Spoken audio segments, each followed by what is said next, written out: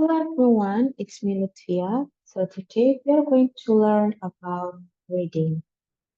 In order to get maximum benefit of reading, the student should be involved in both intensive and extensive reading.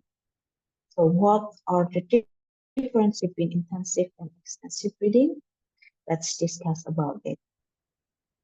Intensive reading is a reading method in which the students read a short text deeply to gain maximum understanding. So the reading materials in intensive reading are provided by the teacher. And the purpose of intensive reading is to acquire reading skills. On the other hand, extensive reading is a reading method that includes reading a long text to gain general understanding. So in the extensive reading, the reading materials are selected by the students themselves. And the purpose of extensive reading is to improve the reading skills. Let's move to the next topic. As I said before, that the goal of intensive reading or the purpose of intensive reading is the student be able to understand the reading text, or the student can acquire reading skills. And then how to check student understanding in reading? There are two ways. The first is encourage the students respond. So after the students reading a passage, we can ask the student to tell their personal response about what they have read.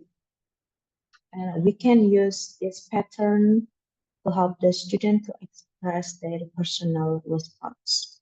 The second is transferring information. One way of having the student demonstrate their understanding of the text is by asking them to transfer the information they have read to other media. So after the reading process, we can ask the student to express or to transfer, to tell what they have read to the other media, such as we can ask the student to complete draft or draw pictures, and we can ask the student to retell what they have read.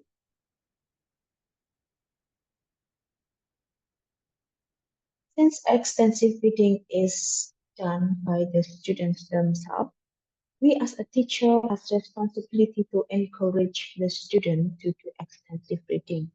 And then how to encourage the student in extensive reading? There are some ways that the teacher can do.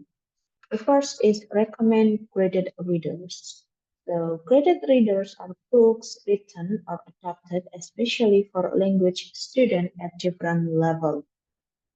It is better for the student to read the book in extensive reading based on their level, their topic, and the genre, the text. The second is keep the record. So in extensive reading, we can give the student this pattern and ask the student to fill it whenever they do extensive reading. So this kind of activity encourage accountability. So the student will feel that they are monitored by the teacher and give the student a sense of competition. The third is provide literature circles. So literature circles can be done by sitting the students together in one room and ask them to discuss about the book that they have read. The fourth or the last way is reading aloud. So we can ask the student to read aloud. There are some benefits of reading aloud. Those are can help with the links between sounds and written forms that are the basis for the successful comprehension, increase the confidence of weaker students by giving them a chance to get their mind around a continuous flow of correctly formed. meaningful English, which they are not yet so good at doing in spontaneous speaking. Let's move to the reading sequences. So the general reading sequences include the student engage with full text in order to understand their overall meaning.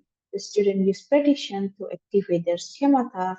The student use what they have read to create their own writing, and the student take part in puzzle-like activities to reassemble text. Now let's take a look on the simulation of teaching reading in the classroom and the activity called reading game.